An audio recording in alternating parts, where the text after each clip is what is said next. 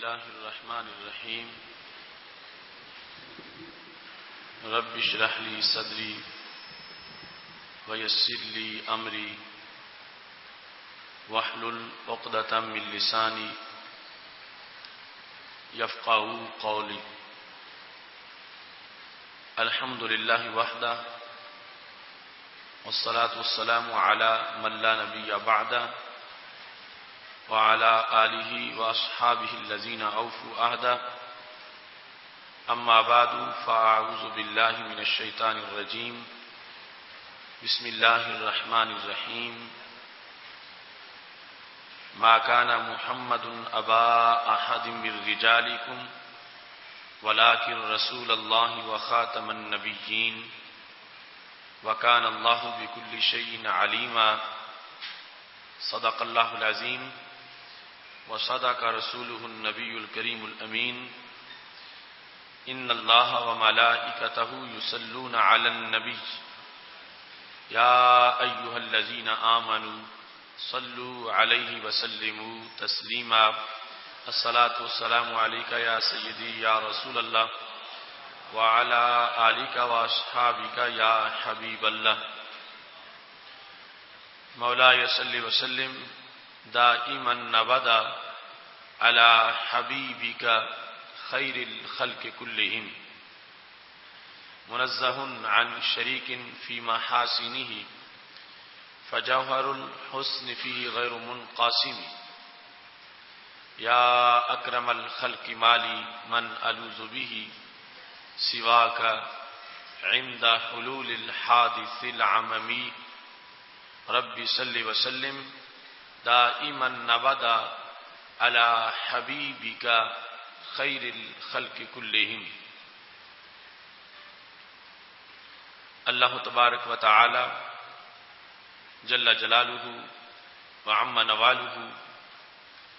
واتم برہانہ وعظم شانہ وعز اسمہ وجل ذکرہ کی حمد و ثنا اور حضور سرور کائنات مفخر موجودات زینت بزم کائنات سید المرسلین خاتم النبیین احمد مجتبی جناب محمد مصطفیٰ صلی اللہ علیہ وآلہ وصحابہ وبارک وسلم کے دربار گوہر بار میں ہدیہ درود السلام پیش کرنے کے بعد وارثان منبر و محراب ارباب فکر و دانش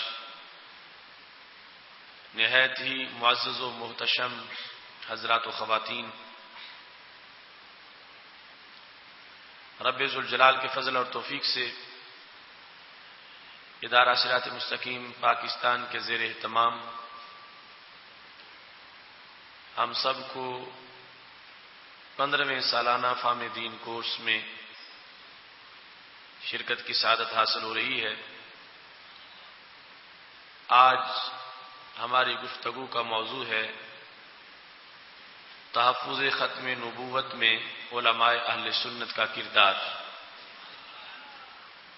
میری دعا ہے رب ذوالجلال ہمیں ختم نبوت کا پہرے دار بنائے اور ہمارے جن اسلاف نے اس میدان میں خدمات سر انجام دی ہیں ان کو فردوس میں بلند مقام عطا فرمائے۔ آج 7 ستمبر کا دن ہماری تاریخ کا ایک بڑا روشن دن ہے۔ جس وقت 1974 میں آج کے تاریخی دن کے اندر پاکستان کی پارلیمنٹ نے وہ تاریخ ساز فیصلہ کیا کہ قائد اہل سنت حضرت مولانا شاہ احمد نورانی صدیقی رحمۃ اللہ علیہ نے جو قادیانیوں کو پارلیمنٹ میں کافر قرار دلوانے کے لیے جو قرارداد پیش کر رکھی تھی، آج کے دن 4:35 پر وہ قرارداد منظور کی گئی اور پارلیمنٹ میں قادیانیوں کو کافر قرار دیا گیا۔ برصغیر پاک و ہند کے مسلمانوں کو مرزا قادیانی کی وجہ سے ایک عظیم آزمائش سے گزرنا پڑا، اور خالق کائنات جل جلالہ نے اہل سنت و جماعت کو یہ اعزاز بخشا کہ انہوں نے ہر محاذ پر مرزا قادیانی کا تعاقب کیا، اور بالآخر وہ تاریخی فتح جو پارلیمنٹ میں قادیانیوں کی شکست پر اہل حق کو میسر آئی، اس کا سہرا بھی علماء اہل سنت کے سر ہی تھا۔ ختم نبوت ہمارا اجماعی عقیدہ ہے کہ اللہ تبارک و تعالی نے انبیاء کرام علیہ السلام کی دنیا میں جلوہ گری کا جو سلسلہ شروع کیا تھا، وہ ہمارے آقا حضرت محمد مصطفیٰ صلی اللہ علیہ وسلم کی تشریف آوری کے ساتھ وہ سلسلہ بند ہو گیا، اور آپ کو خالق کائنات جل جلالہ نے آخری نبی بنایا اور ختم نبوت کا تاج آپ کے سر پہ سجایا۔ ختم نبوت صحابہ کرام علیہم رضوان سے لے کر آج تک ہر مومن کا یقین ہے کہ رسول اللہ صلی اللہ علیہ وسلم کی جلوہ گری کے بعد رب ذوالجلال نے جو نبوت کا دروازہ بند کیا ہے، تو کسی لحاظ سے بھی کسی نبوت کا کوئی اور امکان باقی نہ رہا، نہ کوئی آپ کے بعد ذلی نبی بن سکتا ہے اور نہ ہی کوئی اصلی نبی بن سکتا ہے، نہ ہی کوئی تشریعی نبی ہو سکتا ہے اور نہ ہی کوئی غیر تشریعی، نہ کوئی شریعت کے ساتھ آ سکتا ہے نیا، اور نہ ہی کوئی ایسا ہے کہ جس کو شریعت کے بغیر آپ کے بعد نبوت عطا کر دی جائے۔ جتنے بھی نبی بننے تھے وہ سارے کے سارے ہمارے آقا صلی اللہ علیہ وسلم سے پہلے ان کو نبوت دی جا چکی، اور سب سے آخر میں خالق کائنات جل جلالہ نے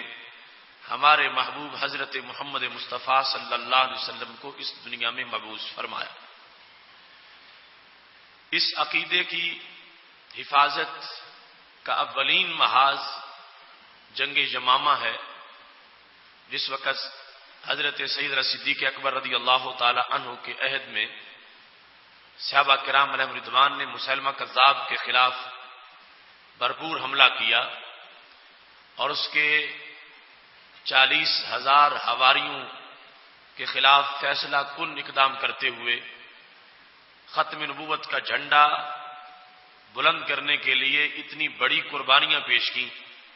کہ تمام غزوات نبوت کے شہیدوں کی تعداد سے زیادہ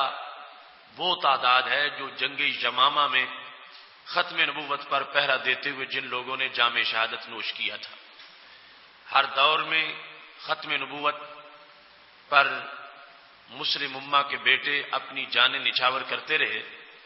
چونکہ پورے دین کی حفاظت ختم نبوت کے ساتھ ہے، اور پورے دین کو جو حصار بخشا ہے حفاظت کا وہ ختم نبوت نے بخشا ہے۔ ختم نبوت کے عقیدے پر ہی اسلام کی بقا ہے، اس واسطے ہر دور میں اس عقیدے کی جو نزاکت ہے اسے بھی پیش نظر رکھا گیا اور حفاظت کے تقاضے بھی پورے کیے گئے۔ برصغیر پاک و ہند میں مسلمان ایک خاص مذہبی ذوق رکھتے ہیں، اور یہاں جس وقت استعمار اپنے پنجے گاڑ رہا تھا تو مسلم امہ نے برطانوی سامراج کے خلاف جس وقت اپنے منظم جذبات کا اظہار کیا، اور بالخصوص 1857 کی جو جنگ آزادی ہے اس کے بعد انگریزوں کو اس بات کا شدت سے احساس ہوا کہ یہاں ہمارا اقتدار جو ہے اس کو دوام تب مل سکتا ہے کہ جب ہم مسلمانوں کی صفوں میں کوئی اپنے ایجنٹ ایسے تلاش کریں جو مذہبی طور پر بھی ہمیں کام دے سکیں، اور ہم ان کے سہارے مسلمانوں کی ہمدردیاں اور ان کے فتووں کے سہارے اپنی حکومت کو دوام دے سکیں۔ ایسے میں 1870 میں لندن میں ایک کانفرنس منعقد ہوئی۔ اس کانفرنس میں برطانیہ کے وہ ماہرین کہ جن کا سارے کا سارا کام بر صغیر سے متعلق تھا، ان کو بطور خاص دعوت دی گئی کہ وہ اپنی آراء کا اظہار کریں کہ بر صغیر پاک و ہند میں ہم اپنا نظام کیسے برقرار رکھ سکتے ہیں۔ 1870 کی لندن کانفرنس کی یہ رویداد the arrival of British empire in India اس کتاب میں چھپ چکی ہے۔ تو وہاں پر دو آراء کو بڑا قابل قدر قرار دیا گیا۔ ایک رائے ولیم ہنٹر کی تھی، اس نے کہا کہ یہ مسلمانوں کا مذہبی عقیدہ ہے کہ وہ کسی دوسرے کی حکومت کو تسلیم نہیں کرتے، اور غیر حکومت کو گرانا مذہبی فریضہ سمجھتے ہیں، اور اس سلسلہ میں ان کے پاس جو سب سے بڑی پاور ہے وہ جہاد کی پاور ہے۔ تو یہ نہیں ہو سکتا کہ مسلمانوں میں ذوق جہاد باقی رہے اور انگریز مسلمانوں پہ حکومتیں کرتے رہیں۔ اگر تم اپنی حکومت بر صغیر میں پختہ رکھنا چاہتے ہو تو پھر جہاد کا انکار ان سے کروانا پڑے گا، جہاد کے خلاف مسلمانوں کے اندر سے آواز جو ہے وہ اٹھوانی پڑے گی، تب جا کر تمہاری حکومت کو بر صغیر میں دوام مل سکتا ہے۔ دوسرے نمبر پر کچھ پادری جو یہاں اپنے مشن پر بر صغیر میں موجود رہے، ان میں سے دو پادریوں کا ایک نظریہ اس لندن کانفرنس میں 1870 میں اس کو بڑی پذیرائی ملی۔ انہوں نے کہا کہ یہ بر صغیر کے لوگ یہ نبوت کے ساتھ ان کا ایک بڑا تعلق ہے، ربط ہے رسالت کے ساتھ، اگرچہ یہ مدینہ شریف سے کافی دور ہیں، مگر ان کے اندر جذبات کی حرارت جو ہے وہ ہر وقت ذات رسالت کے ساتھ منسلک رہنے کی وجہ سے وہ پہلے سے زیادہ ہوتی ہے، اور ہر وقت ان کو اس عشق رسول صلی اللہ علیہ وسلم کی وجہ سے ایک توانائی میسر آتی ہے۔ تو ان پادریوں نے کہا کہ ہم اسلحہ کے زور پر کبھی بھی ان کو زیر نہیں کر سکتے، ہمیں اس ملت کے اندر سے کچھ غدار تلاش کرنے چاہیے، اور بالخصوص اس طرح کا کوئی آدمی ہو کہ جو اپنے آپ کو نبی کہہ سکے، اور یہ سب سے بڑی ضرب ہوگی مسلمانوں کے عشق پر اور مسلمانوں کی محبت پر۔ اور اس کی گفتگو کا رخ یہ تھا، وہ سمجھتا تھا کہ شاید نبوت چیز ایسی ہے کہ جو اعلان کرے گا لوگ اس کے ساتھ لگ جائیں گے اور اس سے عقیدت شروع کر دیں گے، تو اور کچھ نہ ہوا تو کم از کم مسلمانوں میں انتشار تو پیدا ہو جائے گا، تو پھر وہ جو یکسوئی ہے ان کی دربار رسالت کی طرف وہ ختم ہو جائے گی، اور معاذ اللہ اس کے نتیجے میں ہم اپنی حکومت کو یہاں پر دوام دینے میں کامیاب ہو جائیں گے۔ یہ آراء the arrival of British empire in India کے اندر بڑی تفصیل سے لکھی ہوئی ہیں۔ 1870 کی یہ ان کی پلاننگ تھی، اور تلاش تھی ان کو کہ ہمیں کوئی ایسا انسان مسلمانوں میں سے مل جائے کہ جو نبوت کا اعلان کرے، اور اس کے بعد ہم اسی سے اپنے حق میں فتویٰ دلوائیں، وہ کہے کہ وہ جہاد قصہ پارینہ ہو گیا ہے اور اس وقت جہاد کی ضرورت نہیں رہی اور جہاد ختم ہو چکا ہے، تاکہ ہمارے خلاف جو مسلمانوں کے جذبات ہیں وہ مذہبی طور پر ان کو پامال کر دیا جائے، ختم کر دیا جائے، اور ہماری حکومت کے لیے جو خطرات ہیں جہاد کی شکل میں وہ سارے کے سارے ختم کر دیے جائیں۔ اب ایک طرف وہ 1870 کی کانفرنس اور دوسری طرف مرزا قادیانی کی تاریخ، اس کو ذرا آپ ذہن میں رکھیں۔ 1857 کی جنگ آزادی کے بعد انگریز کا اس سلسلہ میں تجسس کہ ہمیں مسلمانوں کی صفوں میں سے اپنے کچھ معاون ملنے چاہیے، اور پھر لندن کانفرنس اور مرزا قادیانی، اس کا پس منظر جو ہے وہ ضلع گرداسپور جو بھارت کا مشہور ضلع ہے، اس کی تحصیل بٹالہ کا ایک گاؤں قادیاں ہے، قادیان سے اس کا تعلق تھا، اور 1840 عیسوی میں یہ نامراد اور انسانیت کی ذلت یہ پیدا ہوا 1840 میں، اور اس کے بعد اس نے کچھ عربی پڑھی، کچھ فارسی، اور یہاں سیالکوٹ میں 1864 سے لے کر 1868 تک یہ سیالکوٹ ڈپٹی کمشنر کی کچہری میں ملازم رہا، اور اس دوران اس نے کچھ انگلش کی 1-2 کتابیں بھی پڑھ لیں۔ اس کے بعد 1879 میں اس نے وہ بھیانک نظریہ پیش کرنا شروع کر دیا کہ جس کے لیے انگریز نے اس کو تلاش کر لیا تھا۔ 1870 کی لندن کانفرنس اور اس کے بعد ان کی اس سے ملاقات، اور پھر برطانیہ کی مذموم وحی خود ساختہ جو انہوں نے اپنے اس خود کاشتہ اور خود ساختہ جھوٹے نبی پر جو نازل کی، اور 1879 کے اندر اس نے اپنی کتاب لکھی جس کا نام ہے براہین احمدیہ۔ براہین احمدیہ سے اپنے گندے افکار کو اس نے پھیلانا شروع کیا۔ پہلے مسلح کا دعویٰ تھا، پھر مجدد کا دعویٰ تھا، پھر مسیح موعود کا دعویٰ تھا، اور پھر معاذ اللہ براہ راست نبی ہونے کا دعویٰ تھا۔ تو اس طرح یہ انگریز کا اعلی کار بن کر ان کے کہنے کے مطابق آگے پروان چڑھتا گیا، اور مسلمانوں کے اندر اس بہت بڑے فتنے کو پھیلانے کا یہ سبب بنا۔ جس وقت بر صغیر پاک و ہند میں اس نے اپنا کام شروع کر دیا، 1891 میں اس نے مسیح موعود ہونے کا دعویٰ کیا۔ یہ بھی ایک طرح کا براہ راست نبوت کا اضافہ تھا، لیکن اس کے بعد جا کر 1901 میں اس نے اپنے آپ کو واضح طور پر نبی کہنا شروع کر دیا، اور 1901 سے لے کر اپنے مرنے کے دن 27 مئی 1908 تک یہ اپنے اس جھوٹے دعوے پر معاذ اللہ ڈٹائی سے ڈٹا رہا کہ میں اللہ کا نبی ہوں۔ 1901 سے 1908 تک اس نے معاذ اللہ اپنے جھوٹے دعوے پر دلیلیں بھی دی، جھگڑے بھی کرتا رہا، یہاں تک کہ 1908 27 مئی کو لاہور برانڈرتھ روڈ کی احمدیہ بلڈنگ کی ٹوائلٹ میں اس گندے کی گندی روح جو ہے وہ نکال لی گئی، اور اس طرح اس کا وہ فتنے کا جو سفر تھا اور اس کی جھوٹی نبوت کا جو اس کا پیغام تھا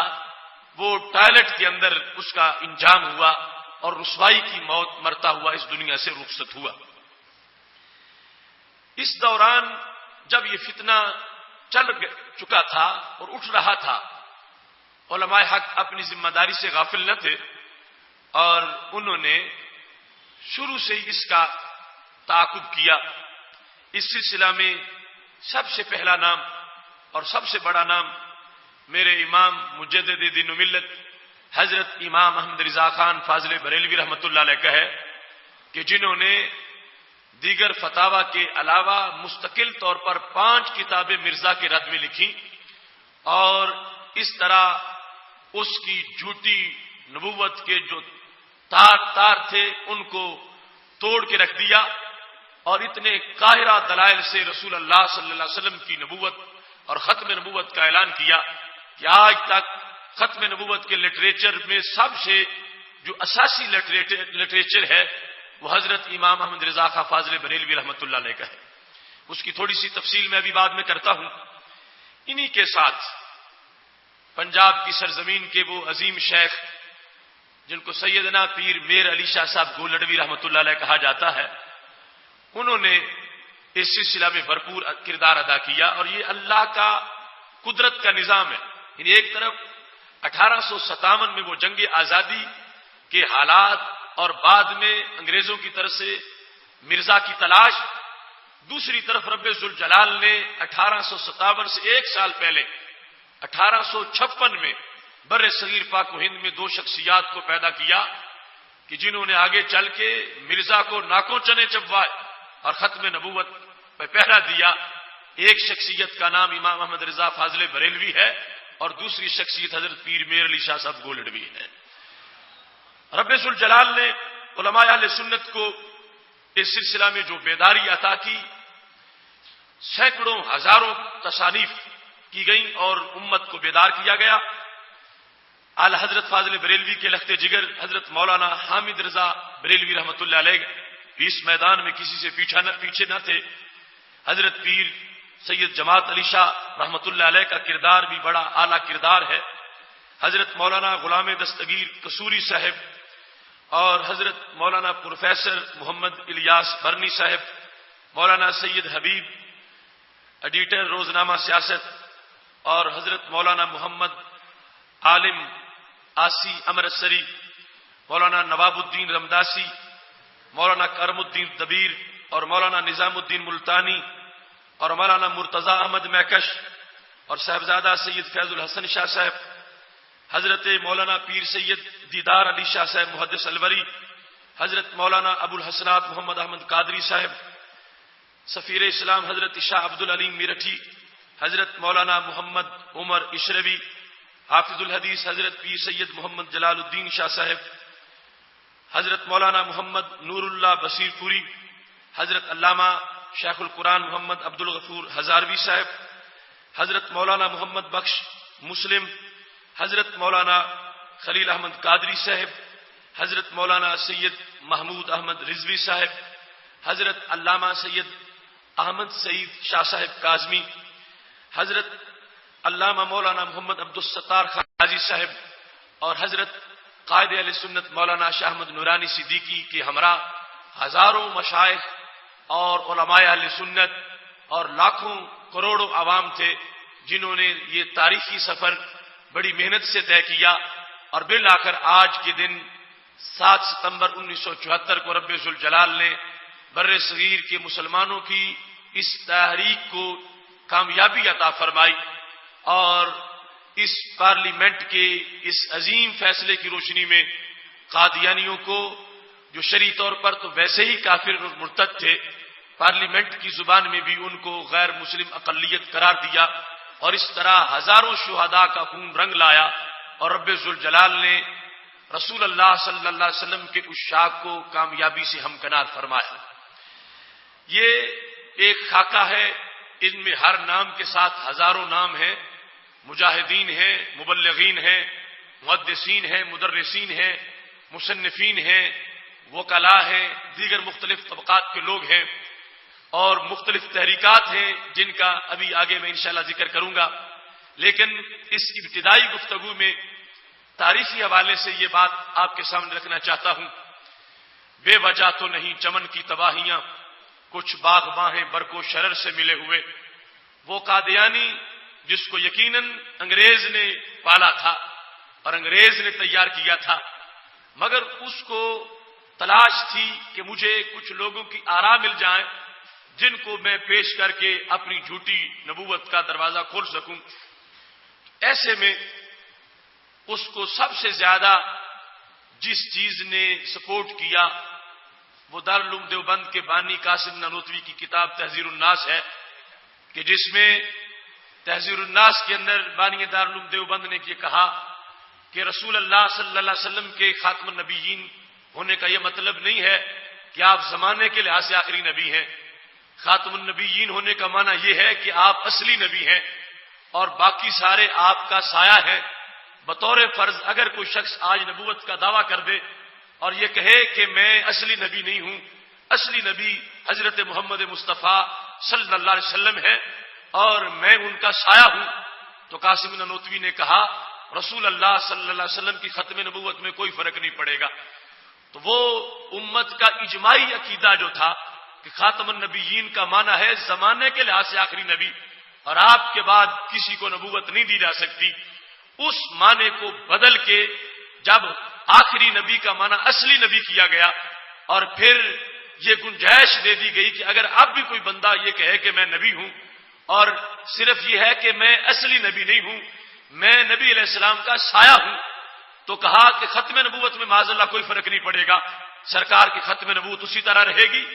ان چیزوں کو سامنے رکھتے ہوئے قادیانی نے اپنے لیے ان کو حوالہ سمجھا، اور اپنی جو گندی سوچ تھی اور جو اعلی کار بن چکا تھا غیروں کا، اس نے آگے اپنا سفر گندا شروع کیا۔ لیکن علماء حق ہیں کہ جنہوں نے اس دن سے اس کا تعاقب کیا اور اس بات کو ثابت کیا کہ یہ جو خاتم النبیین کا معنی آخری نبی ہے یہی صحیح معنی ہے،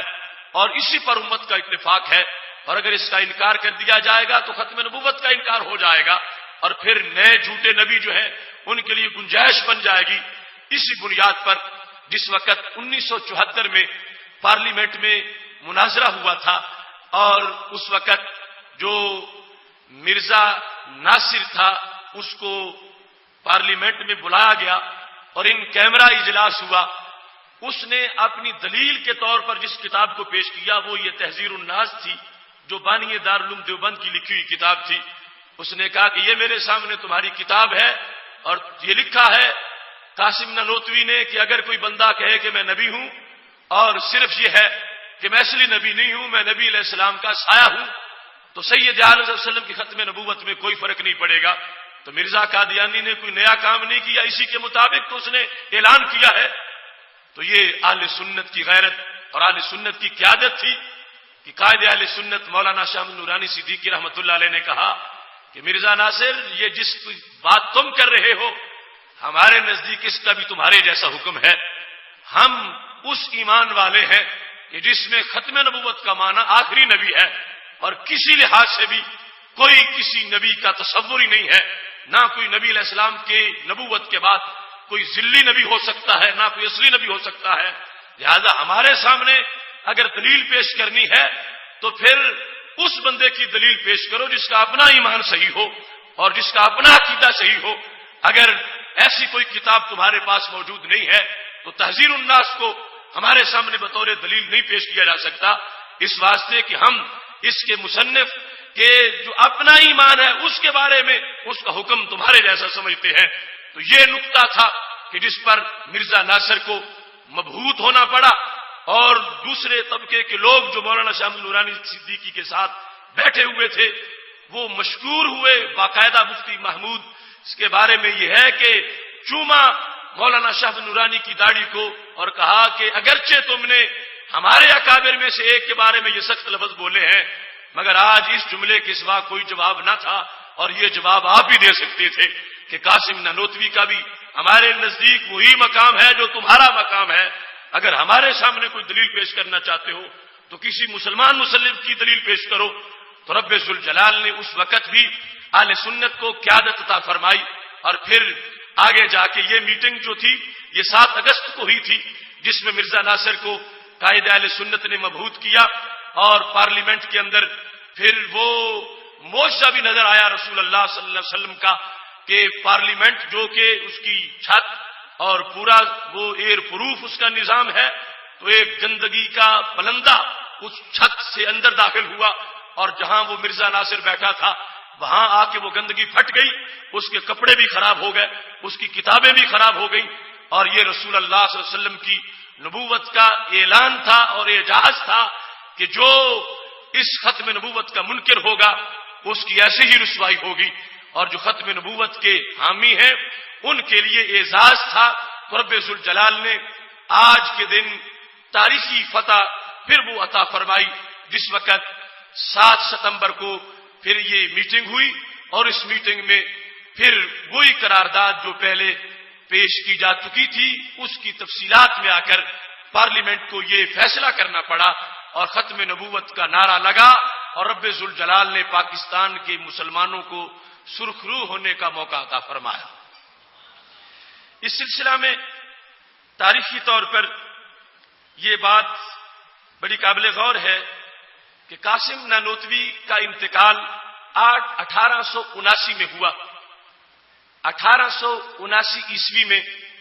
اور مرزا قادیانی جو ہے یہ 1879 میں ہی براہین احمدیہ لکھ رہا تھا۔ تو اس سے پتہ چلتا ہے کہ تحذیر الناس پہلے لکھی جا چکی تھی،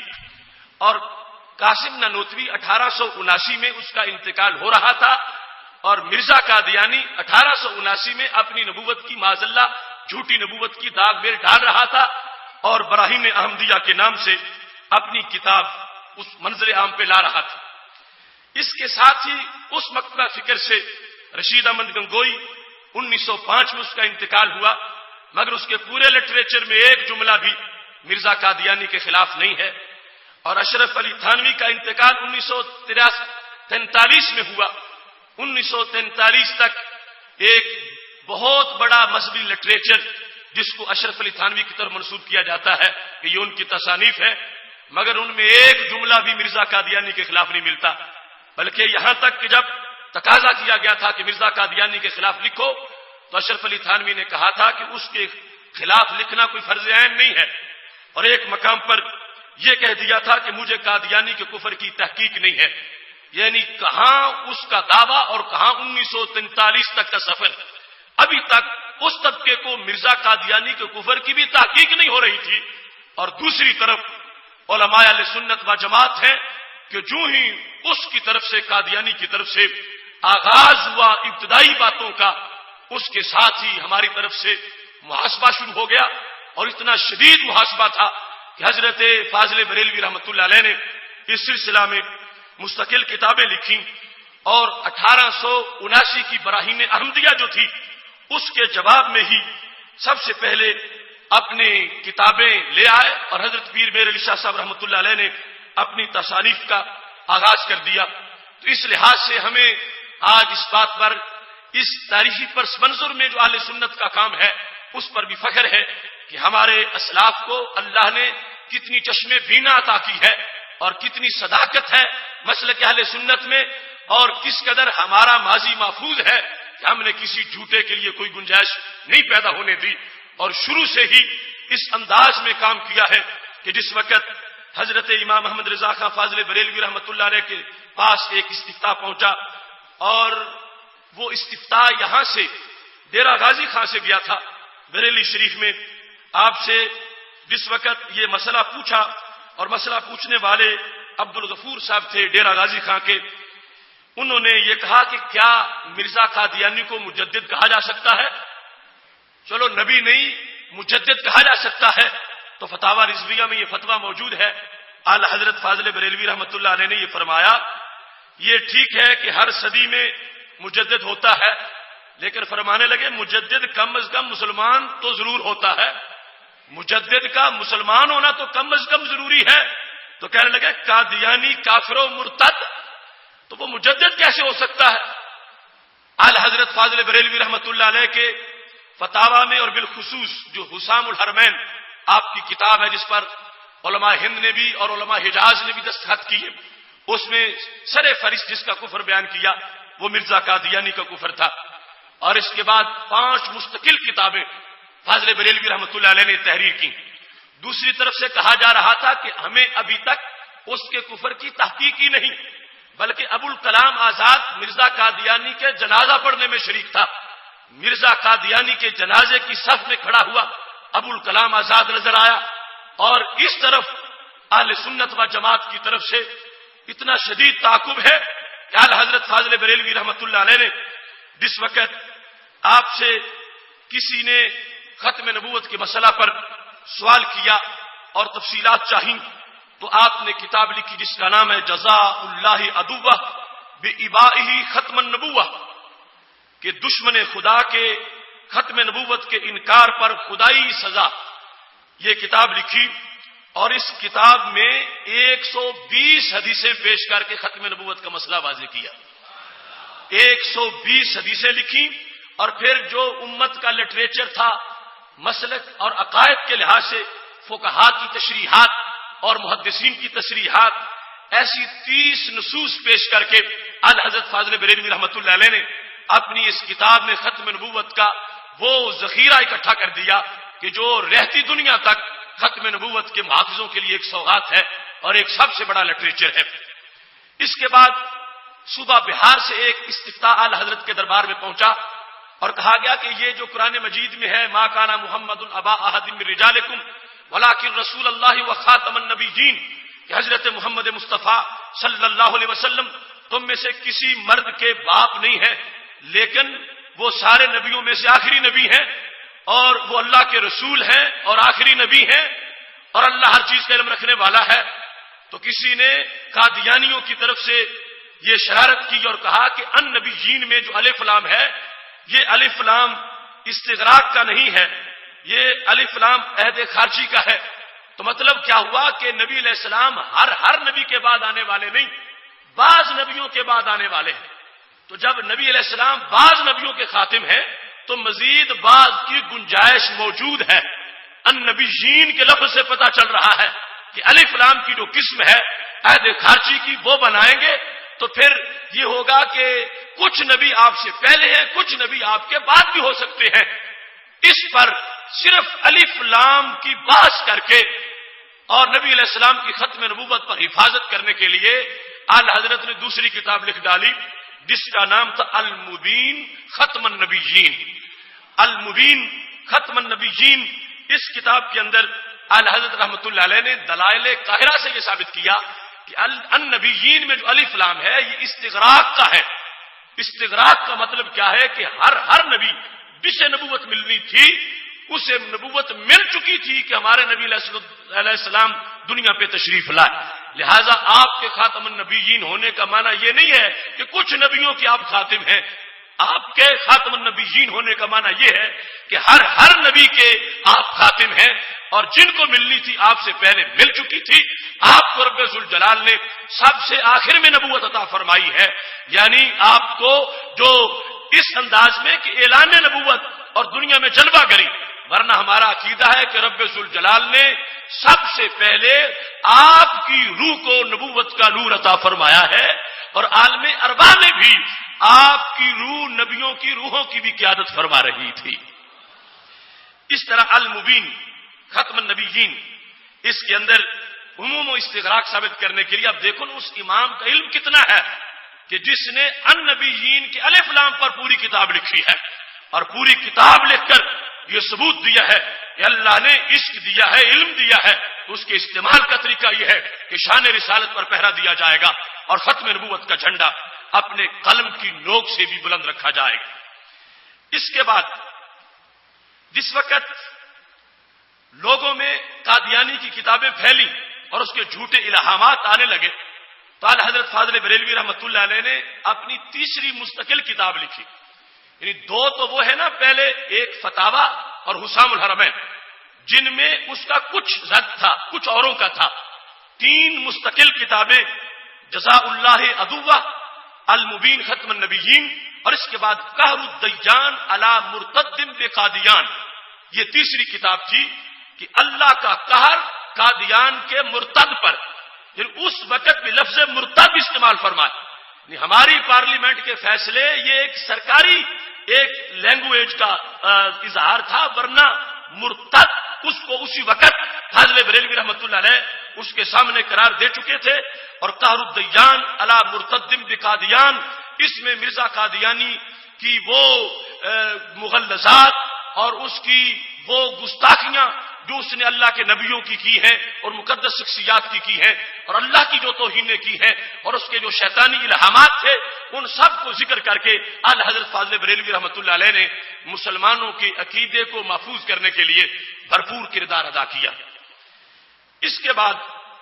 امرتسر سے مولانا محمد عبد الغنی صاحب جو ہیں انہوں نے اعلی حضرت کو ایک استفتاء بھیجا، اس میں یہ لکھا تھا کہ ایک شخص مسلمان تھا اور اس کی اہلیہ بھی مسلمان تھی، لیکن اس کے بعد یہ ہوا کہ وہ شخص قادیانی ہو گیا، تو کیا اس کی بیوی اب بھی اس کے نکاح میں ہے یا نکل گئی ہے؟ اس کے بارے میں بتاؤ۔ تو اعلی حضرت فاضل بریلوی رحمۃ اللہ علیہ کا کمال یہ ہے کہ جس نے بھی ایک جملے کا مسئلہ پوچھا ہے آپ نے کتاب لکھے بغیر نہیں چھوڑا، پوری کتاب لکھ کے اس کا جواب دیا۔ اب مسئلہ تو تھا ایک جملے کا، مگر پوری کتاب لکھی، السوء والعقاب علی المسیح الکذاب، السوء والعقاب علی المسیح الکذاب، جس کا معنی ہے جھوٹے مسیح پر عذاب و عقاب۔ تو یہ کتاب اعلی حضرت فاضل بریلوی رحمۃ اللہ علیہ نے فقہی نصوص سے اس پر لکھتے ہوئے یہ لکھا، یہ لوگ دین اسلام سے خارج ہیں، یعنی قادیانی دین اسلام سے خارج ہیں، اور ان کے احکام بین ہی مرتدین کے احکام ہیں۔ جس وقت ایک بندہ پہلے مسلمان تھا پھر قادیانی ہوا تو وہ مرتد ہو گیا، اور کہنے لگے شوہر کے کفر کرتے ہی عورت نکاح سے فوراً نکل جاتی ہے۔ جب خامد قادیانی ہو گیا تو اب عورت کو طلاق کی ضرورت نہیں رہی، وہ مسلمان عورت خود بخود اس کے نکاح سے نکل چکی ہے۔ تو اس انداز میں تفصیل سے پوری کتاب لکھ کر آپ نے احکام مرتب کر دیے۔ آج المیہ ہے کہ مسلمانوں کو ہوش نہیں اور خبر نہیں کہ قادیانیوں کے عقیدے کتنے کفریہ ہیں۔ کوئی کہتا میرا دوست تھا قادیانی، میں جنازہ پڑھنے چلا گیا۔ کوئی کہتا تھا میرا دوست تھا قادیانی، میں اس کی دعوت پہ چلا گیا۔ کوئی کہتا تھا چونکہ وہ دوست تھا میں اس کے کھانے پہ چلا گیا۔ تو یہ احکام واضح کیے امام احمد رضا بریلوی رحمۃ اللہ علیہ نے کہ وہ مرتد ہیں، نہ ان کے ساتھ سلام لینا جائز ہے، نہ ان کے ساتھ بیٹھنا جائز ہے، نہ ان کے ساتھ کسی فنکشن میں جانا جائز ہے، نہ ان کو کسی اسلامی نام سے پکارنا جائز ہے، نہ ان کے جو انہوں نے اپنے مرکز بنائے ہوئے ہیں ان پر مسجد کا لفظ بولنا جائز ہے۔ اور اس انداز میں کہ کسی طرح اپنا شادی نکاح کے تعلقات بھی ان کے ساتھ جائز نہیں ہے۔ وہ بیمار ہو جائیں تو عیادت کرنا حرام ہے، اور اگر وہ مر جائیں تو جنازہ پڑھنا حرام ہے۔ ان ساری چیزوں کو واضح کیا۔ آج ان تعلیمات کو اجاگر کرنے کی ضرورت ہے کہ بعض تھوڑی سی بات پر اگر ایمان کا کباڑا ہو جائے تو اس سے بڑا خسارہ انسان کے لیے کیا ہوگا۔ تو آج کی اس تاریخی دن میں اس اپنی تابناک تاریخ کو سنتے ہوئے اپنا یہ بھی عقیدہ مستحکم کیجئے کہ ہمارے ماحول کے جو چھپے ہوئے قادیانی اور پاکستان اور اسلام کے خلاف سازشوں میں دن رات جو مصروف ہیں ان کو اپنی صفوں میں پہچانو اور ان کو نامینیٹ کر کے ان سے مکمل طور پر اپنا بائیکاٹ جو ہے اس کو اپنے ایمان کا حصہ سمجھتے ہوئے،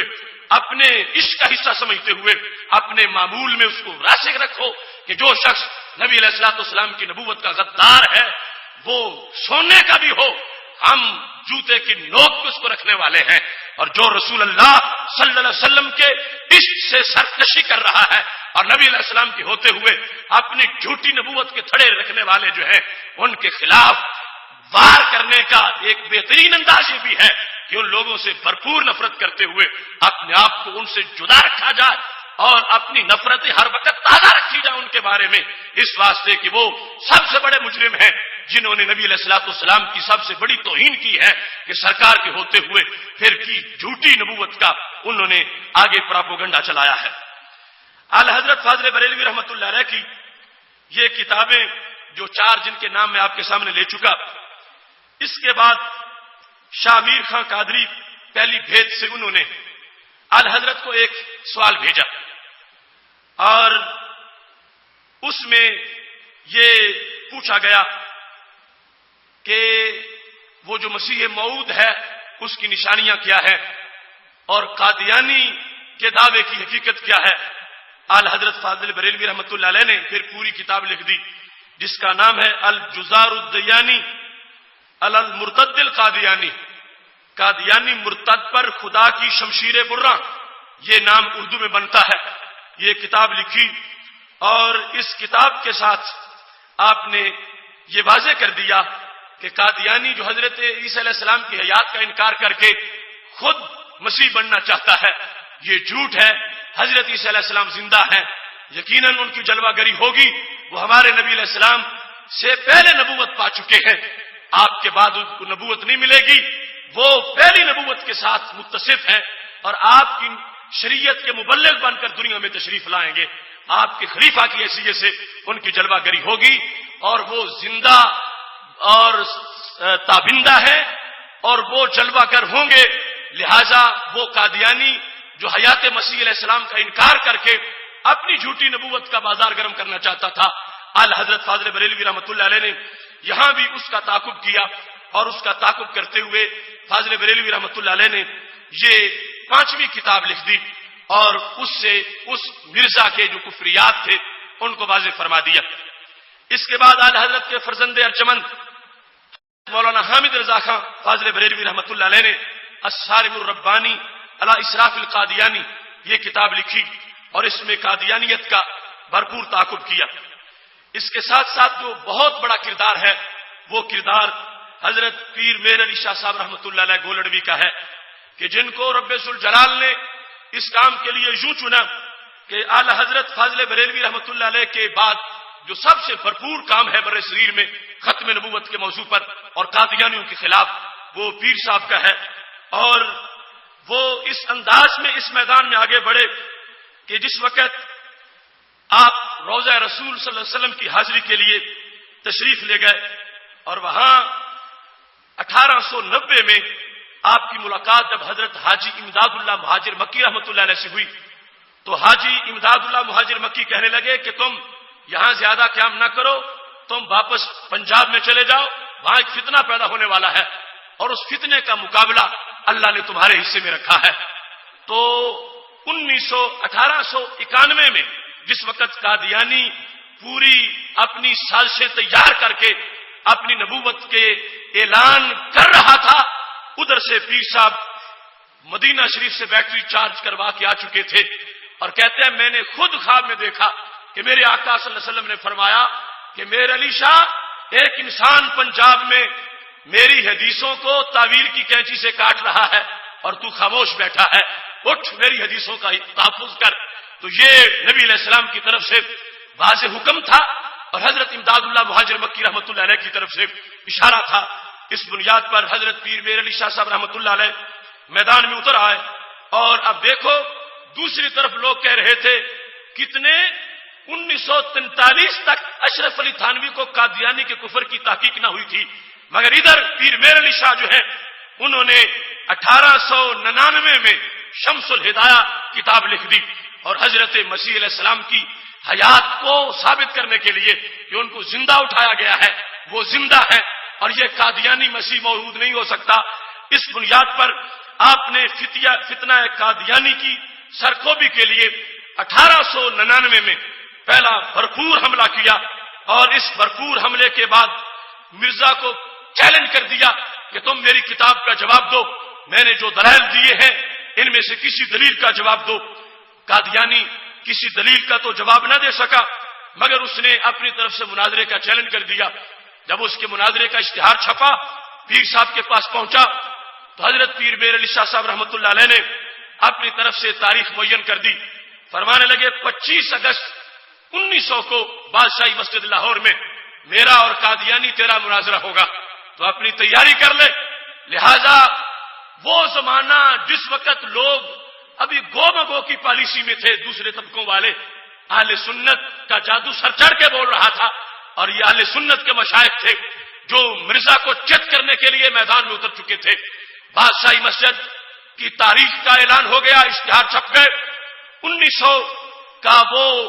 25 اگست کا تاریخی دن آ گیا، پیر میر علی شاہ صاحب اور ہزاروں مشائخ بادشاہی مسجد میں پہنچ گئے، مگر قادیانی کو جسارت نہ ہوئی کہ وہ پیر صاحب کے سامنے آ سکتا اور اس طرح اس نے راہ فرار اختیار کیا۔ اس کے بعد اس کی طرف سے مباہلے کا پیغام آیا اور کہنے لگا میں مناظرہ تو نہیں کروں گا مگر مباہلہ کروں گا، اور مباہلے کا انداز یہ ہوگا کہ پیر صاحب کو پیغام بھیجا کہ ایک انسان لنگڑا اور ایک اندھا اس کے لیے میں دعا کروں گا اور ایک لنگڑے اور اندھے کے لیے تم دعا کرو گے، تو جس کی دعا پر وہ لنگڑا صحیح ہو جائے یا اندھا صحیح ہو جائے سمجھا جائے گا کہ وہ حق پر ہے۔ جب یہ پیغام حضرت پیر میر علی شاہ صاحب رحمۃ اللہ علیہ کے پاس پہنچا تو آپ نے قادیانی کے اس کاسٹ کو کہا کہ یہ لنگڑے اندھے کی بات کیا ہے، اگر وہ مباہلہ کرنا چاہتا ہے تو ناموس نبوت کی خاطر میر علی شاہ مردہ زندہ کرنے کو بھی تیار بیٹھا ہے۔ کہ اس نے یہ سوچا ہے کہ کسی کانے اندھے اور لنگڑے کی بات کرتا ہے، فرمایا میں مردہ زندہ کرنے کے لیے تیار ہوں، ایک مردہ اس کے سامنے رکھو ایک میرے سامنے رکھو، میں بھی دعا کرتا ہوں وہ بھی دعا کرے گا، میرا یقین ہے میں مردہ زندہ کر کے دکھاؤں گا۔ کہنے لگے میری دلیل یہ ہے کہ جن کی ختم نبوت پر پہرا دے رہا ہوں ان کا ہاتھ میری پشت پر ہے، اور ان کی شان ہے، وہ زندہ نبی ہیں، میں ان کے فیض کا ترجمان بن جاؤں گا۔ یہ بات ہے مسلک کی، یہ ہے عقیدے کی، اور یہ ہے ختم نبوت کی۔ جن کا اپنا عقیدہ یہ ہو کہ معاذ اللہ وہ مٹی میں مل گئے ہیں، وہ اس حوصلے کی بات کیسے کر سکتے ہیں؟ لیکن جن کا یہ عقیدہ ہے کہ ادھر ہم بولتے ہیں، ادھر سرکار بیٹھے ہیں جو بلا رہے ہیں اور توجہ فرما رہے ہیں، لہذا یقین تھا، اتنا یقین تھا، فرمایا میں یہ اپنی طرف سے کہتا ہوں کہ مردہ زندہ کرنے کی شرط پہ آ جائے میں مردہ زندہ کر کے دکھاؤں گا۔ مگر قادیانی اس سے بھی پسپا ہوا، اور پھر پیر صاحب نے اپنی وہ مشہور کتاب لکھی 1902 میں، جس کو سیف چشتیائی کہا جاتا ہے، اور وہ تفصیل کے ساتھ آپ نے دلائل اس میں پیش کیے، اور اللہ کے فضل سے اس کتاب کے اندر بھی حقائق رقم کیے۔ تو یہ اس وقت ہمارے اسلاف کا کام تھا، یعنی یہ صرف میں نے 2 نام بطور خاص ذکر کیے، ان کے علاوہ اتنی کثیر التصانیف ہمارے مشائخ ہیں، حضرت نواب الدین رمداسی صاحب اور حضرت محمد عالم آسی امرتسری صاحب، حضرت مولانا غلام دستگیر نامی صاحب، یہ مقدس شخصیات، ان کا کام اور پھر تحریک، یہ اہل سنت و جماعت کی جو تاریخ ہے مذہبی، اس کے ماتھے کا جھومر ہے کہ ہمارے مشائخ فتنوں کے مقابلے میں سوئے نہیں رہے، انہوں نے ہر دور میں حق کا پرچم بلند کیا ہے۔ اس کے بعد اگلا مرحلہ جو تھا، جب پاکستان بن گیا تو یہ قادیانی اسٹیبلشمنٹ میں داخل ہو گئے اور سازشوں کا نیا ایک سلسلہ شروع ہو گیا۔ اس سلسلہ میں پاکستان میں جو پہلی تحریک تحفظ ختم نبوت چلی، وہ تحریک 1953 میں چلی، جس میں آپ میں سے جو بڑی عمر کے لوگ ہیں وہ یقیناً اس تحریک میں جو مسلم امہ کی حرارت تھی اس کو جانتے ہوں گے۔ اس کا مرکز لاہور کی مسجد وزیر خان تھی، اور کیا جذبہ تھا کہ 13,000 جوانوں نے اپنا خون پیش کر کے ختم نبوت پہ پہرا دیا۔ 1953 کی تحریک ختم نبوت میں 13,000 پنجاب اور پاکستان کے مسلمانوں نے یہ خون دے کر اپنا نسب تھا روحانی ثابت کیا۔ اگر شمامہ کی جنگ میں صحابہ کرام علیہم رضوان وہاں پر مسلمہ کذاب کے خلاف لڑتے ہوئے اتنی کثیر تعداد میں اپنی شہادتیں پیش کر سکتے ہیں، تو یہ پنجاب کے بیٹے اور پاکستان کی سرزمین میں ایمان کی حرارت رکھنے والے یہ لوگ اتنی صدیوں کے بعد بھی اتنا تازہ عشق رکھتے ہیں کہ جب آزمایا جا رہا تھا، جیلیں بھری جا رہی تھی، گولیاں ماری جا رہی تھی، اس وقت بھی یہ سنی سینے تھے جو میدان میں کھڑے رہے، اور 13,000 جوانوں نے اپنے سینوں پہ گولیاں برداشت کر لی ہیں، مگر اپنے محبوب کے نام کو نیچے نہیں آنے دیا، اپنے خون سے بھی ختم نبوت کا جھنڈا لہرایا ہے۔ اس تحریک کے دوران بڑی بڑی عظیم ہستیوں نے اپنا کردار پیش کیا۔ چونکہ وقت مختصر ہے، سب سے روشن کردار 1953 کی تحریک میں وہ مجاہد ملت حضرت علامہ مولانا محمد عبدالستار خان نیازی رحمۃ اللہ علیہ کا، وہ میاں والی کے مرد حر جنہوں نے موت کے پھندے کو چوم لیا اور ختم نبوت کا جھنڈا پھر بھی بلند کیا۔ وہ فاتح تختہ دار، وہ علامہ عبدالستار خان نیازی رحمۃ اللہ علیہ، جنہوں نے اس تحریک میں بھرپور کردار ادا کیا۔ دوسرے اکابر بھی موجود تھے، حضرت مولانا شاہ نورانی صدیقی رحمۃ اللہ علیہ، حضرت مولانا سید محمد خلیل احمد قادری صاحب اور ہزاروں مشائخ، لیکن اس وقت کی تاریخ کے ہیرو مولانا عبدالستار نیازی رحمۃ اللہ علیہ ہیں، جن کو اس سلسلہ میں بالآخر گرفتار کیا گیا اور بڑے تشدد سے آپ کو جھکانے کی کوشش کی گئی۔ آپ اپنے ایک ایک لفظ پہ قائم رہے، اور جب آپ کو سزائے موت ہو گئی اس وقت بھی آپ کے حوصلے پست نہیں ہوئے۔ اللہ کا فضل تھا کہ اللہ کے اس شیر کو رہائی ملی، اور جب موت کی کوٹڑی سے، پھانسی کی کوٹڑی سے زندہ باہر نکلے تو صحافی آ گئے انٹرویو کرنے کے لیے۔ ایک صحافی نے پوچھ لیا، مولانا نیازی یہ بتاؤ آپ کی عمر کتنی ہے اس وقت؟ تو مولانا عبدالستار نیازی کا جواب یہ تھا کہ میری عمر اس وقت 7 دن اور 8 راتیں ہیں۔ تو صحافیوں نے کہا اتنی بڑی عمر ہے، تم 7 دن صرف بتاتے ہو، ہم تمہیں دیکھ رہے ہیں 7 دن کا تو چھوٹا سا بچہ ہوتا ہے اور تم کہتے ہو 7 دن اور 8 راتیں ہیں۔ فرمانے لگے میں اس لیے بولتا ہوں یہ 7 دن میں نے موت کی کوٹڑی میں گزارے ہیں، اور نبی علیہ السلام کے عشق کی خاطر سرکار کی ختم نبوت پر پہرا دیتے ہوئے اگرچہ جیل میں مجھے بہت سا وقت گزارا میں نے، مگر جب میری موت کا ان لوگوں نے حکمرانوں نے فیصلہ کیا اپنی طرف سے، عرش کا فیصلہ نہیں تھا، اور میری سزائے موت مجھے سنائی جا چکی، مجھے موت کی کوٹڑی میں بند کر دیا گیا، اور لوگ یہی کہہ رہے تھے اب نیازی کا جہاں سے جسد خاکی معیشت کی شکل میں باہر نکلے گا۔ میں نے اس کوٹری میں 7 دن اور 8 راتیں گزاری ہیں۔ میں سمجھتا ہوں میری باقی ساری زندگی جو ہے وہ کوئی زندگی نہیں ہے، میری عمر وہی ہے جو میں نے عشق نبی میں موت کے انتظار میں گزاری ہے۔ یہ کردار تھا حضرت مولانا محمد عبدالستار خان نیازی رحمت اللہ علیہ کا، جنہوں نے اس بھرپور کردار کے ساتھ اپنا لوہا منوایا کہ جو پہلے کہا تھا وہ ثابت کر کے دیا کہ محبوب علیہ السلام کے عشق میں جو نعرہ ہے ہمارا، اس نعرے میں صداقت کتنی ہے۔ اگر منبر پہ بیٹھ کے کہتے ہیں پڑے گی ضرورت تو دیں گے ہم لہو کا تیل چراغوں میں جلانے کے لیے، تو موت کا پھندا بھی آ جائے تو پھر بھی یہ آنکھیں ان کو موت مرعوب نہیں کر سکتی، اور خون آواز دیتا ہے ہم سے سکم ہے چاند و ستاروں کی روشنی، بیٹھے ہیں خون دل سے چراغاں کیے ہوئے۔ اس انداز میں عشق بولتا ہے، شراب عشق احمد میں کچھ ایسی کیف و مستی ہے کہ جان دے کر بھی 1-2 بوند مل جائے تو سستی ہے۔ اس کے بعد اگلی بھرپور تحریک جو تھی وہ 1974 کی تحریک تحفظ ختم نبوت ہے۔ اس کا پس منظر یہ تھا کہ 19 مئی کو سانحہ ربوہ ہوا، اور مسٹر میڈیکل کالج ملتان کے طلباء کا ٹور تھا۔ وہ ریل کی بوگی اس وقت ربوہ اسٹیشن پہ کھڑی تھی، تو قادیانیوں نے ان مسلم طلباء پر حملہ کر دیا اور بوگی کے دروازوں کو توڑ کر ان مسلمان طلباء کو شدید زدوکوب کیا۔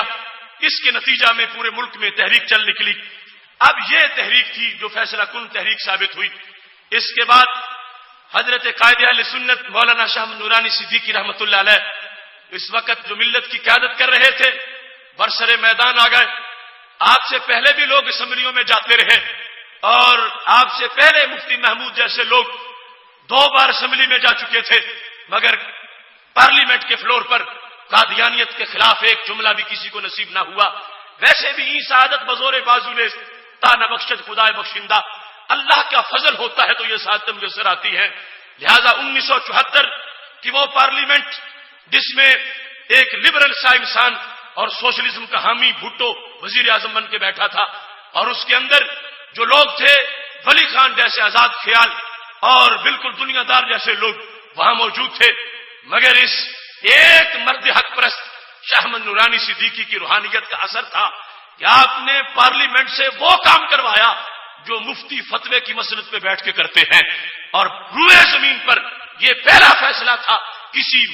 ملک کی پارلیمنٹ کا کہ جو اتنے حساس مسئلے پر حضرت علامہ شاہ احمد نورانی صدیقی رحمت اللہ علیہ نے اپنی بصیرت، ذہانت اور صلاحیتوں سے، اور بالخصوص اللہ کے فضل اور سرکار دو عالم صلی اللہ علیہ وسلم کی نگاہ عنایت سے اس انداز میں آپ نے اس کیس کو پیش کیا کہ سب سے پہلے 30 جون 1974 کو آپ نے قرارداد پیش کی۔ اس قرارداد میں آپ کے ساتھ حضرت علامہ عبدالمصطفیٰ اظہری بھی موجود تھے، وہ بھی ایم این اے تھے اس وقت، اور حضرت مولانا سید محمد علی رضوی یہ بھی ایم این اے تھے، یہ حضرات بھی ساتھ موجود تھے۔ قرارداد بڑی محنت سے تیار کی گئی، اور ابتدائی طور پر 22 ارکان اسمبلی نے اس قرارداد پہ دستخط کیے، اور یہ قرارداد پیش ہو گئی۔ اس کے بعد پارلیمنٹ کے اندر اور پارلیمنٹ کے باہر علماء اہل سنت نے بھرپور کردار ادا کیا۔ ان میں سے ایک ایک نام بڑا عظیم ہے، بڑے بڑے جلسے ہوئے، کانفرنسز ہوئی، ریلیاں نکلی، اور پارلیمنٹ کے اندر اور بالخصوص یحییٰ بختیار جو اٹارنی جنرل تھے اور صاحبزادہ فاروق علی جو اس وقت سپیکر تھے، ان کو پوری طرح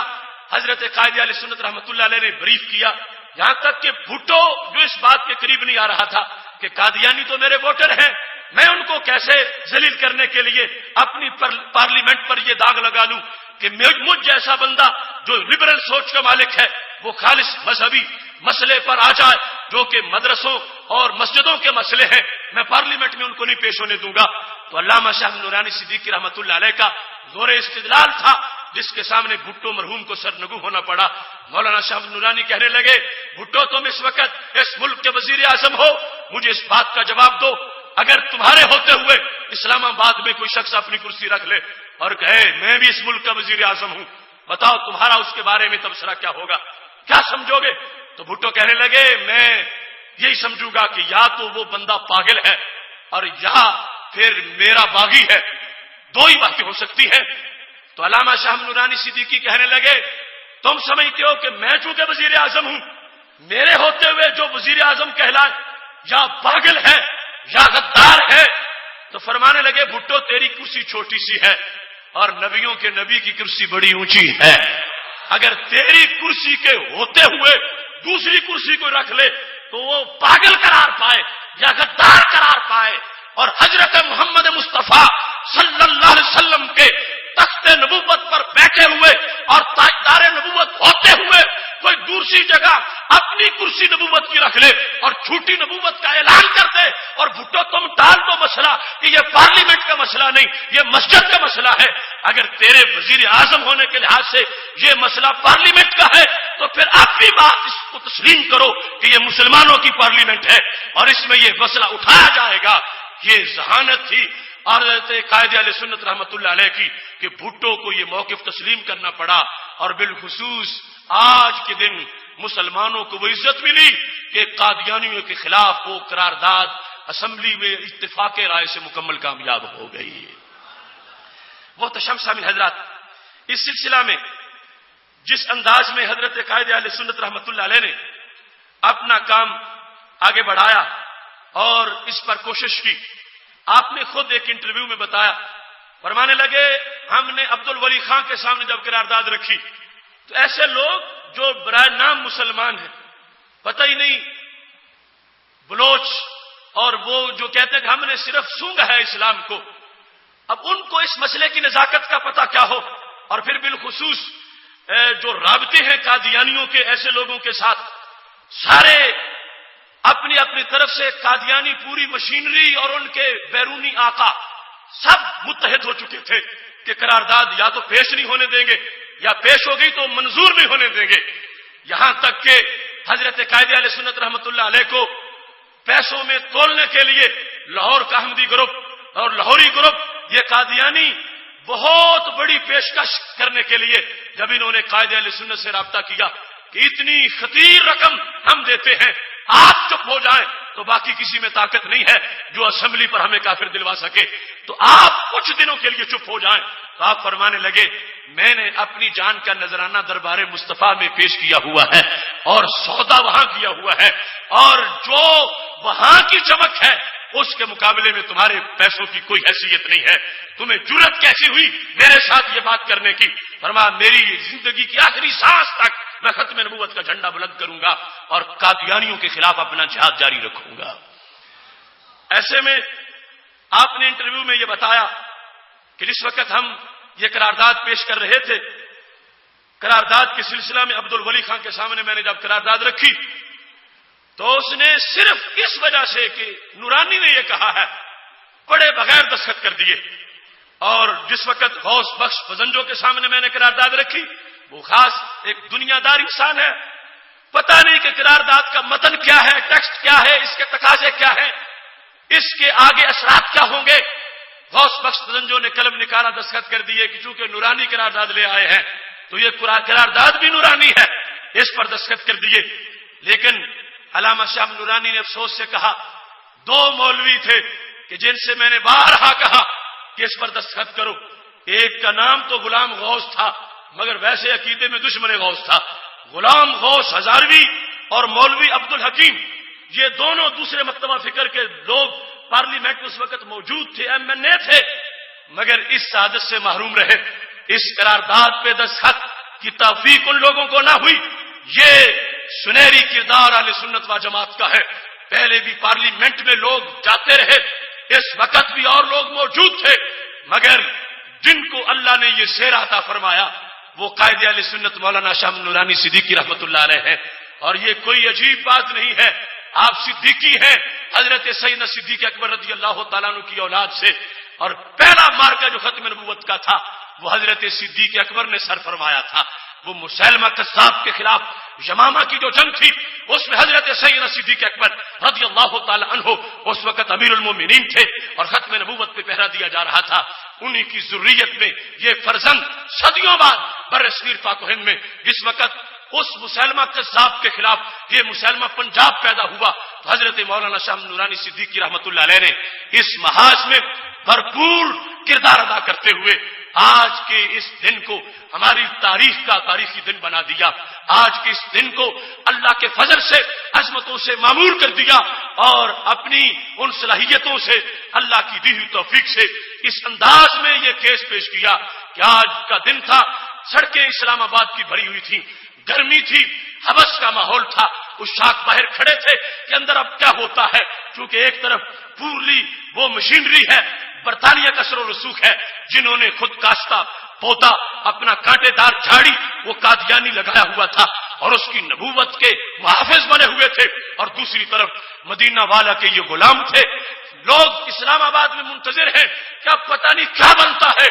اندر یہ بات چیت ہو رہی تھی، حضرت قائد اہل سنت رحمت اللہ علیہ اپنا کیس زبردست دلائل کی روشنی میں پیش کر رہے تھے۔ بالآخر اچانک پارلیمنٹ سے نعرہ تکبیر اور نعرہ رسالت کی آوازیں آنے لگیں۔ 4:35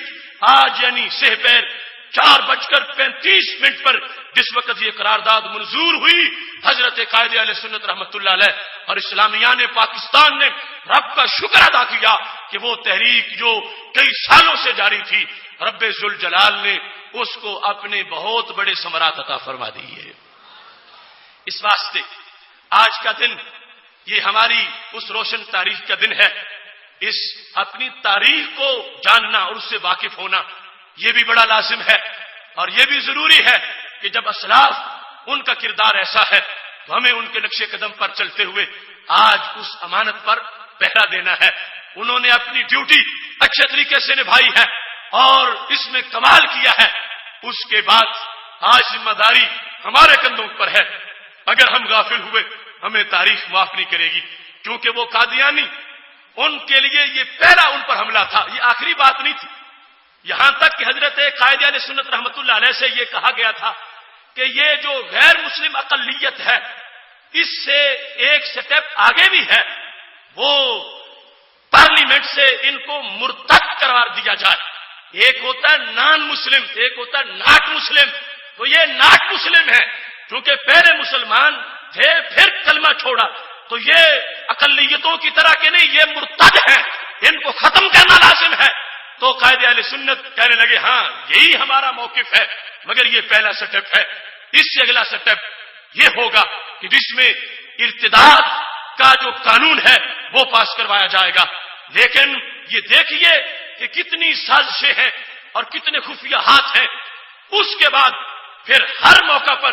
مولانا شاہ نورانی کے خلاف سازشیں ہوئی کہ اگر یہ اسمبلی میں پہنچے تو اب اگلا سٹیپ قادیانیت کے خلاف ہے، لہذا وہ خفیہ قوتیں جو ہیں، جو ایجنٹ ہیں غیروں کی اور برطانیہ اور امریکہ کے گواچتے جو ملک کی مشینری میں گھسے ہوئے ہیں، انہوں نے ہر موقع پر حضرت قائد اہل سنت کو پارلیمنٹ سے باہر رکھنے کے لیے اپنا مضمون کردار ادا کیا، اور اس طرح پھر باقی کام جو ہے وہ اسی طرح رہ گیا۔ ابھی وہ ہمارے اوپر ہے، یہ فیصلہ تاریخی فیصلہ، یہ مسلمانوں کی عزت کا بہت بڑا دن اور اس کے رسالت صلی اللہ علیہ وسلم کے اظہار کا بہت بڑا دن، لیکن اس کے باوجود قادیانیوں کی سرگرمیاں اسی طرح جاری ہیں۔ دن رات اس ملک کے اندر ان کے لیے ایسی سہولتیں فراہم ہیں جو مسلمانوں کے لیے نہیں ہیں۔ اگر آپ انڈیا جانا چاہیں کہ ہم حضرت مجدد الفسانی رحمت اللہ علیہ کے عرس میں جانا چاہتے ہیں، ہم حضرت امام محمد رضا بریلوی رحمت اللہ علیہ کے عرس میں جانا چاہتے ہیں، ہم حضرت خواجہ معین الدین چشتی اجمیری رحمت اللہ علیہ کے عرس میں جانا چاہتے ہیں، ویزا مشکل ہوگا، 1000 پرابلم ہوں گے، چکر لگوائے جائیں گے سفارت خانوں کے، بالآخر انکار کر دیا جائے گا۔ لیکن دوسری طرف اگر پچھلے سال جشن قادیاں میں منایا جاتا ہے تو 1 نہیں 2 نہیں 5000 قادیانیوں کو گھر بیٹھے ویزے دے دیے جاتے ہیں، جن کو نہ بائی فیس دیکھا جاتا ہے، جب جاتے ہیں واگا بارڈر سے تو سامان کی چیکنگ نہیں ہوتی، جب واپس آتے ہیں تو پھر بھی چیکنگ نہیں ہوتی۔ یہ کھلی ایک پاکستان کے خلاف بھی سازش ہے، ایمان کے خلاف بھی سازش ہے۔ پتہ نہیں پاکستان کے کون کون سے نقشے وہ انڈیا کے سپرد کر آئے، اور پتہ نہیں انڈیا کی کیا کیا زہریلا مواد وہ پاکستان میں لے کے آ گئے۔ یہ ہماری حکومتیں ہیں جن کو اپنی کرسیوں کے سوا اور کسی چیز کی خبر نہیں ہے، اور کھلی لگام چھوڑ رکھی ہے، چینل ان کے چل رہے ہیں، قادیانیت کی معاذاللہ تبلیغ ہو رہی ہے۔ اس واسطے ابھی بہت سا کام کرنے والا ہے۔ تو اس دن کے اوپر اللہ کا فرمان ہے، کیونکہ وَلَئِن شَكَرْتُمْ لَأَزِيدَنَّكُمْ، اگر تم شکر کرو گے